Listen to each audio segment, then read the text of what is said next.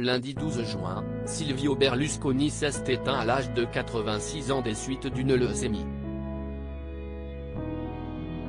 Les funérailles du sulfureux ancien président du Conseil italien, visiblement déjà planifiées par son entourage, ont été officialisées par la presse italienne. Il Cavaliere est arrivé au bout de la course. Ce lundi matin, les médias italiens ont annoncé la disparition de Silvio Berlusconi à l'âge de 86 ans.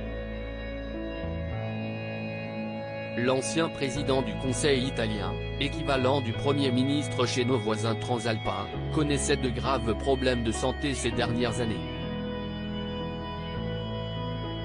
En avril dernier, il avait été hospitalisé en urgence pour une infection pulmonaire, passant finalement près de 40 jours en soins intensifs.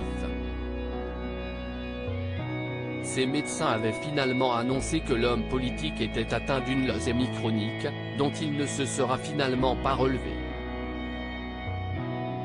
Silvio Berlusconi était l'une des personnalités les plus fortes d'Italie, autant pour sa carrière politique, son implication dans le football que les nombreuses frasques et polémiques auxquelles il a été mêlé.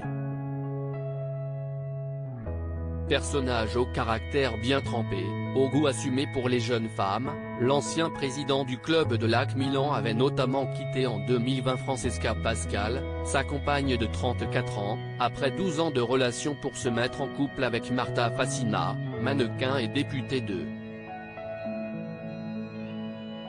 33 ans.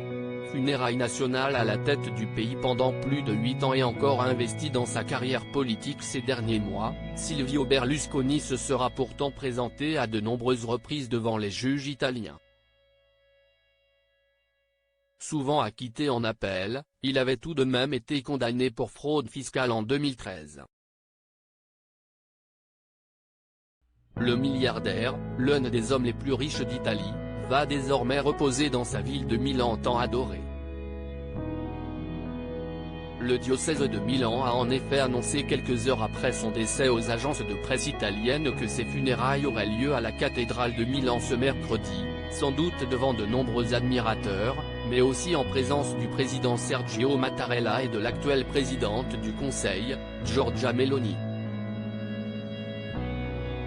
Preuve que l'état de santé du père de 5 enfants était jugé très préoccupant par son entourage qui avait donc déjà planifié ses funérailles avant cette journée fatidique.